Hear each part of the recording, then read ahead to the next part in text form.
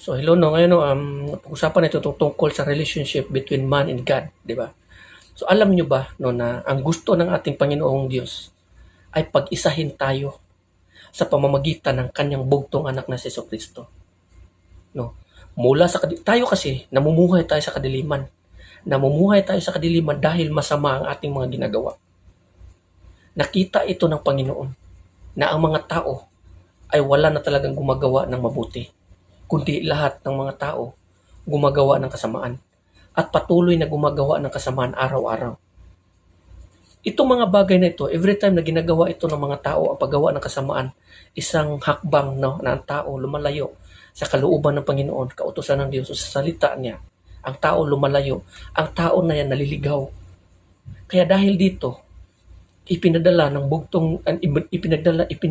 Diyos Ama ang kanyang bugtong anak ni Jesucristo, na sa pamamagitan sa Kanya, kay Kristo Jesus, kung tayo ay manalig at sasampalataya at maniniwala sa Kanya bilang Diyos at Savior, tayo ay magkakaroon ng buhay na walang hanggan. Kasi nga, ito ang kalooban ng Diyos Ama, na tayo ay manalig sa Kanyang anak upang tayo ay magiging isa. Upang ang mga tao na namumuhay sa kadiliman na hindi alam kung ano ang tama at mali, upang tayo ay pag-isahin doon sa liwanag sa pamamagitan ng ating Panginoong Kristo. Kung patuloy natin siyang inire-reject at hindi natin siya pinapakinggan at hindi tayo mamumuhay sa kanyang kasalanan at patuloy tayong magmatigas ang ulo at hindi makikinig sa kanyang mga babala, ang mga bagay, ang mundo, ang lugar na hindi mo pinapangarap, doon tayo patungo. Alam nyo ba ang sinabi ng kasulatan sa Hebrew?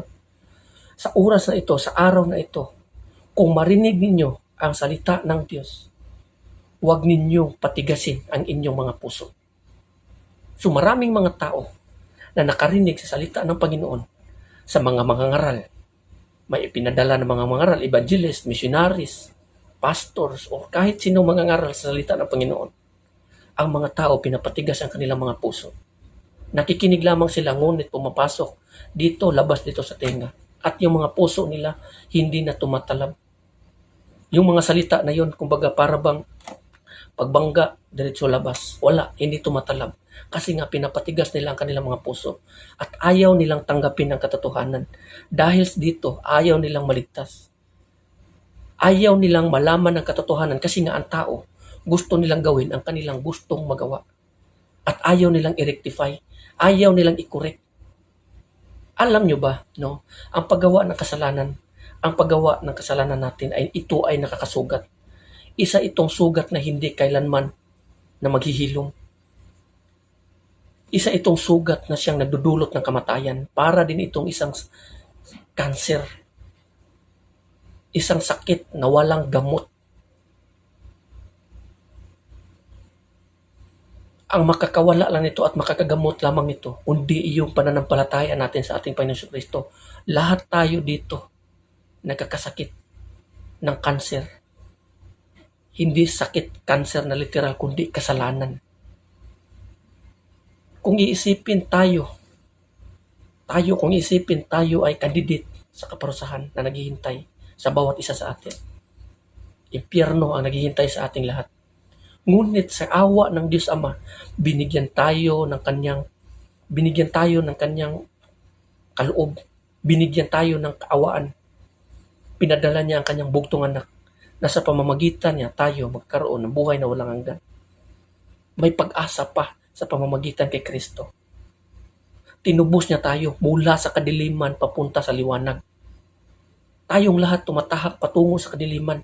Ngunit salamat sa ating Diyos at sa ating Panginoon Kristo, tinawag niya tayo, kinuha niya tayo upang tayo ay maligtas at hindi bumabagsak doon sa patutunguhan ng bawat tao humihiwalay sa Diyos. So wag nating hayaan no, na daigin tayo ng kaaway, malinlang tayo ng kaaway, upang tayo ay patuloy na tumatahak sa kadiliman. Maraming mga tao ang gumagawa niyan na inaakala nila ang paggawa sa mga bagay na ito at ayaw nilang makorek, ayaw nilang magiging kasapi o pasakop sa liwanag. Akala nila ay nagdudulot yun ng kaginhawaan sa pagkatapos ng buhay dito sa mundong ito. Yun pala, nabigo. Kabiguan ang naghihintay doon sa unahan. sa bawat taong suwail, mga taong hindi sumusunod or namumuhay sa kanyang salita. So wag naman sana natin itong gawin or sana naman wag sana itong mangyari. Bigyan natin ng halaga ang kamatayan ng ating Panginoon Kristo sa krus. Dahil sa pamamagitan ng kanyang dugo tayo ay nilinisan. Winisikan tayo sa dugo ng ating Panginoon Kristo and forgiveness upang tayo ay magkaroon ng daan at relationship sa ating Panginoon. Pero kung hindi tayo makikinig sa Kanya, pinapatigas natin yung puso natin at hindi natin sinasapuso, hindi natin sinusunod pa rin yung mga sinasabi niya despite sa mga warning na ang patutunguhan ng bawat tao na walang takot sa Panginoon ay apoy na naghihintay, na walang pagkapatay. Kung hindi tayo makinig dyan sa mga babala na yan, dyan talaga tayo patungo. Kung hindi tayo makikinig o hindi tayo magkaroon ng takot na yang naghihintay sa mga taong kaparusahan, sa mga taong gumagawa ng kasamaan, yan ang naghihintay, ang apoy. So wag naman sana nating hayain na daigin tayo ng mga panlilin lang ni Satanas sa inuoper na kasiyahan, kayamanan sa mundong ito, na kung pagdating naman sa dulo ay naghihintay sa atin kaparusahan. So huwag naman natin hayaan, no?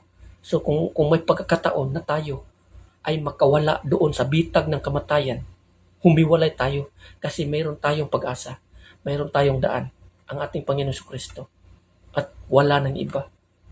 No? Maniwala tayo, manalig tayo kasi ang gusto ng Diyos Ama na sana na tayo ay manalig sa kanyang pinadala, ang kanyang anak, upang tayo ay magkaroon ng buhay na walang hanggan. Ngunit kung patigasin natin ang ating puso at ulo at hindi tayo makinig, ihanda mo na lang yung sarili mo doon sa naghihintay na apoy na walang pagkapatay. Kasi diyan talaga patungo tayo. Pero kung pakikinggan natin ang ating puso at buksan natin ang pintuan ng ating puso dahil sa mga salita ng Panginoon na kumakatok sa atin at tatanggapin natin si Kristo bilang Diyos at tagapagligtas, magkaroon tayo ng buhay na walang hanggan at matatanggap natin ang kanyang mga pangako ayon sa kanyang mga sinabi. No, so mag-ingat po tayong lahat. So hanggang dito na lang, and God bless everyone. Amen.